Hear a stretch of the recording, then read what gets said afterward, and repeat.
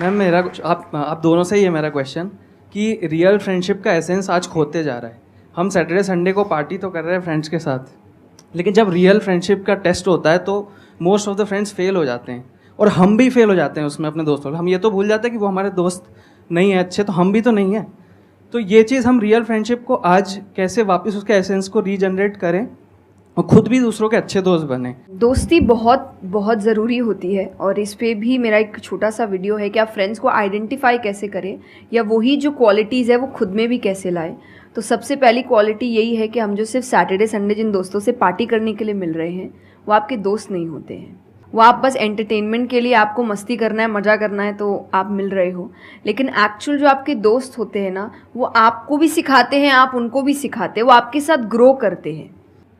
और जैसा आपने कहा एसेंस, जैसे मैं मेरे पेरेंट्स के जो दोस्त हैं सालों से इक्के दुक्के हैं लेकिन अभी तक हैं, और अभी भी हम कई बार ऐसा लगता है कि आप ऐसे कैसे बात कर रहे हो उनसे, तो वो कहते हैं हमारे दोस्तों को अपने दोस्तों जैसा मत समझना कि हम एक दो बोल देंगे या एक दो चीज़ें हो जाएंगी और हमारी दोस्ती टूट जाएगी। हमारी दोस्ती इस चीज़ पर नहीं बनी है।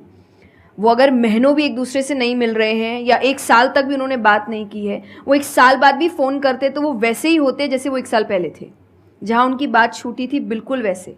तो सबसे पहली चीज़ कि यही कि ज़रूरी नहीं है आपको अपने दोस्तों से हर एक इंटरवल में मिलना है तभी आपकी दोस्ती कायम रह सकती है, क्योंकि अब लोग आगे बढ़ रहे हैं, बिजी हो रहे हैं, काम कर रहे हैं, दूसरे शहरों में पढ़ने जा रहे हैं। अगर आपकी दोस्ती सिर्फ मिलने मिलाने से और मस्ती करने से तो वो दोस्ती नहीं है।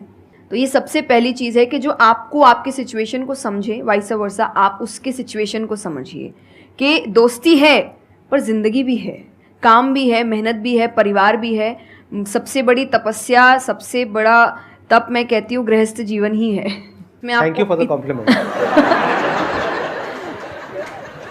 उसमें आपको इतना कुछ करना पड़ता है, वो एक सिचुएशन को समझना ज़रूरी है। दूसरा, आजकल जो एक ट्रेंड बन चुका है कि फ्रेंड्स सपोर्टिव होने चाहिए, तो सपोर्टिव का मतलब ये नहीं कि तुम गलत भी करो, तो जो कर्ण और दुर्योधन की दोस्ती थी कि नहीं भाई पाप भी कर, मार, गलत कर, मैं तो साथ खड़ा हूँ, ये दोस्त नहीं होते। ये बहुत बड़ा पॉइंट बोला है इन्होंने, अभी इसके बारे में मैं बात करूँगा। तो ये दोस्त नहीं होते हैं। दोस्त आपको आपके पास खड़े रहेंगे सपोर्ट में, लेकिन ये हर वक्त बताएंगे कि तुम गलत हो, तुम गलत कर रहे हो, इसकी सज़ा मिलेगी। तो ये सच्चे दोस्त होते हैं। तो आप या तो कहते हैं ना कि कृष्ण जैसे दोस्त बनो, खुद ही बनो। बात यहीं आती, कृष्ण जैसे ढूंढने से पहले कृष्ण जैसे दोस्त बनो कि जो हर वक्त बताने। कृष्ण कभी अलग नहीं हुए अर्जुन से। जब वो कहने लगा कि मैं नहीं लड़ सकता, ये नहीं, उन्होंने उस वक्त बहुत डांटा कि क्षत्रिय है, ये तरीका है बात करने का, ऐसे बोलते हैं तो इतना बड़ा महाबाहु है, बड़े बड़े नाम बताए, याद दिलाया कि तुम कितने अच्छे हो। तो सबसे बड़ा दोस्त का आई थिंक क्वालिटी यही है जो सपोर्टिव है लेकिन गलत चीज़ों में नहीं है, वो हर वक्त सही के लिए आपके पास खड़े हैं। और तीसरा जो मैं सबसे अच्छा कहती हूँ कि आपकी और उनकी मेंटालिटी मैच होनी चाहिए। आपको ये समझना है कि अगर मेंटालिटी एक नहीं होगी तो भले ही आप अपने पेरेंट्स को कितना ही कह ले कि हम कुछ नहीं करेंगे, अरे हम तो सिर्फ घूम रहे हैं, अरे हम वैसा कुछ नहीं करेंगे, करोगे एक ना एक दिन ज़रूर करोगे, क्योंकि ये ह्यूमन नेचर है। आप जिसके साथ ज़्यादा समय बिताते हो धीरे धीरे उसकी क्वालिटीज़ कुछ आपके अंदर आती है। तो ज़रूरी है कि वो बिहेवियर, वो पैटर्न, वो मेंटालिटी, वो माइंडसेट मैच होनी चाहिए दोनों की, तभी आप एक साथ ग्रो कर सकते हैं। वरना वही सैटरडे संडे मिलना और ज़िंदगी खराब करना, यही हो पाएगा बस। Excellent point. ये समझना इतना इंपॉर्टेंट नहीं है कि दोस्ती क्या है, ये समझना ज़्यादा इंपॉर्टेंट है कि दोस्ती क्या नहीं है।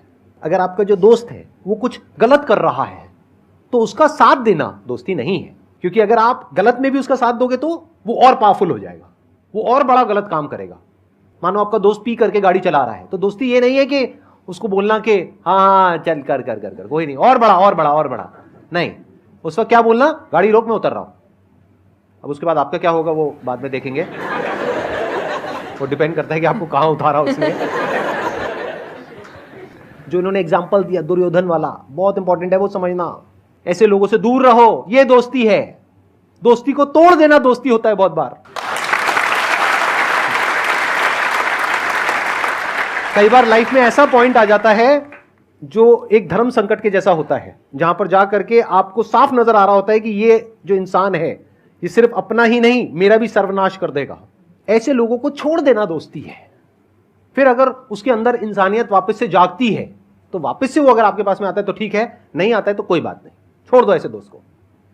तो बड़े ध्यान से चुनना अपने जो दोस्त हैं, जो इन्होंने कहा संगति बहुत इंपॉर्टेंट है लाइफ में। इसीलिए पहले के जमाने में सत्संग की इतनी वैल्यू होती थी, हर घर में एक सत्संग हॉल होता था एक जमाने में। आज जैसे हम सत्संग का नाम सुनते हैं हमारे माइंड में कुछ और ही आने लग जाता है। सत्संग मतलब सत्य के संग, सत्य मतलब वही जो इन्होंने कहा कि जब कोई सही रास्ते पे चल रहा है तो उसका साथ देना, और कोई झूठ के रास्ते पे चल रहा है, कोई गलत काम कर रहा है तो उसका साथ छोड़ देना।